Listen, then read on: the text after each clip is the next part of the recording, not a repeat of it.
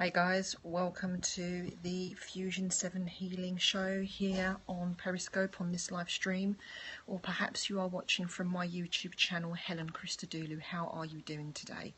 So we are talking about soul abduction, the different ways that it can happen. Perhaps you have experienced it, perhaps a loved one has experienced it. So we're going to explore this fascinating subject. It's metaphysics, of course. So thank you for joining me today. My name is Helen. I am your vibratory consultant and also author of the Miracle Frequency and teacher of different processes from the Fusion 7 Healing Truth School. Thank you for joining me today. And so here we go. We're going to start talking about some soul stuff. Now I've done some a whole series of soul exploration, but we didn't look at soul abduction, so let's have a look at it right now. Now it is quite different from a death door, and it is quite different from a dark night of the soul. It's very different from this. Hey Lula, how are you doing today? Soul loss can occur through an occurrence of abduction by negative forces. What are these negative forces? Where they could be beings on the other side, they could be ETs or deities who for some people are kind of one of the same. So that really depends on your own perspective, like where it is that you're coming from with that. But basically negative entities are beings that can perform such a scenario. It is not possible for some, and I'm not saying that it happens to all, but it has definitely been documented and it has definitely been recorded. And being in metaphysics for many years, I've actually seen it happen with my own eyes. So what I'm sharing with you, Truth Crew, is actually from experience. Whether you believe it or not is totally your call, of course. There is the walking scenario where another entity can actually occupy the physical body. This can be subtle or it can be permanent. In the case of where it's subtle, we can use the example of non-physical beings, such as, for example, the archangels. Now, it is said, and this isn't my personal belief, but it is said, that in the case of beings such as archangels or beings that have occupied the earth and are holy, that their soul does actually change over. So there's different soul essence that comes into the space of that non-physical form. Now we also have the more physical type of occupation, and this is where it's more kind of permanent, and the body, the physical body, is hijacked and the soul essence continually is replaced, or it could be replaced once, so it could be many times or it could be a few times. Now we also have the case of a temporary possession. Now in the case of possession, this is like, you know, the horror films where an entity comes in and completely takes over and hijacks, you know, the person or the being in question.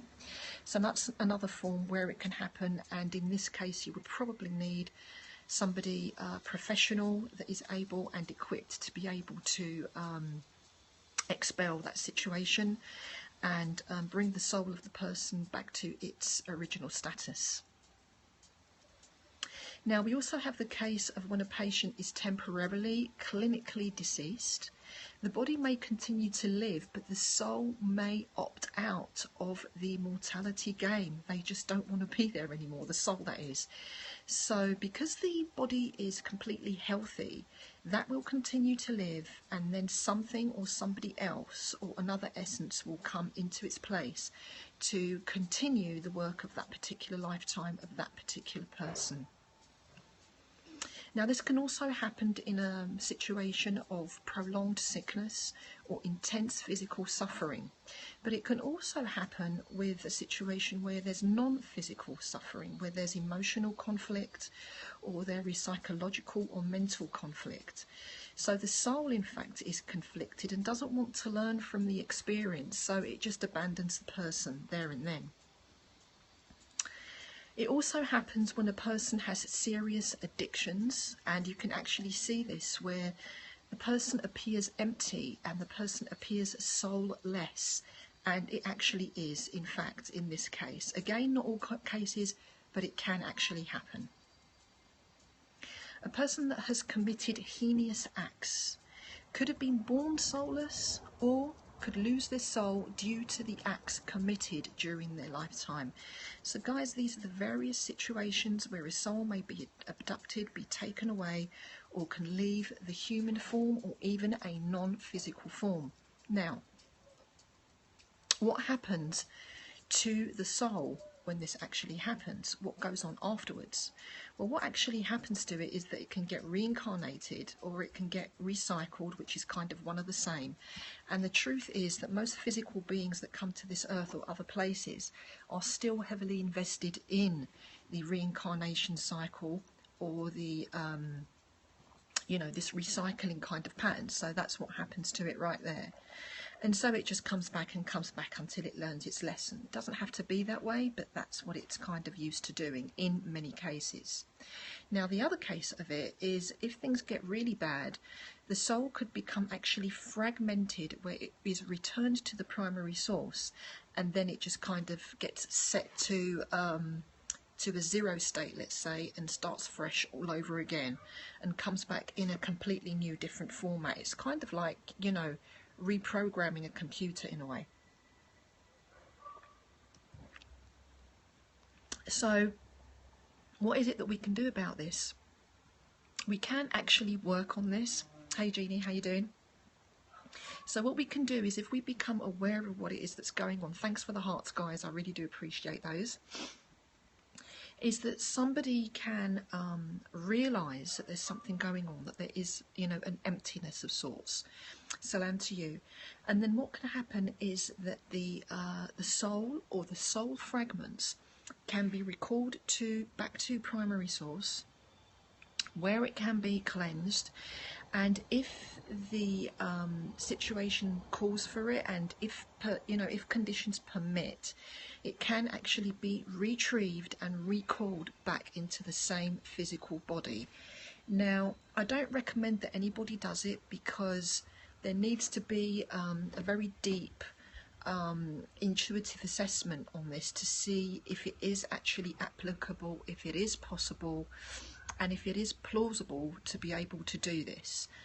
And so the suggestion is that if you feel that something is going on with you, that you do have somebody professional to deal with it, a professional consultant that is seasoned and experienced in these kind of issues, and then they can recall, retrieve and cleanse soul or soul fragments and have them returned. And it's very important work, because it can really assist the person to feel whole once again.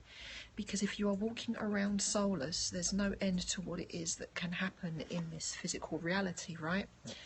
So if you are experiencing anything like that, and you do need help with soul retrievement or soul fragment retrievement or something along those lines, then you can contact me on fusion7healing@gmail.com, where you can have this assistance. We can do it as a group guided process, or it can be done personally one-to-one. So if you're in need of that, don't hesitate to be in contact.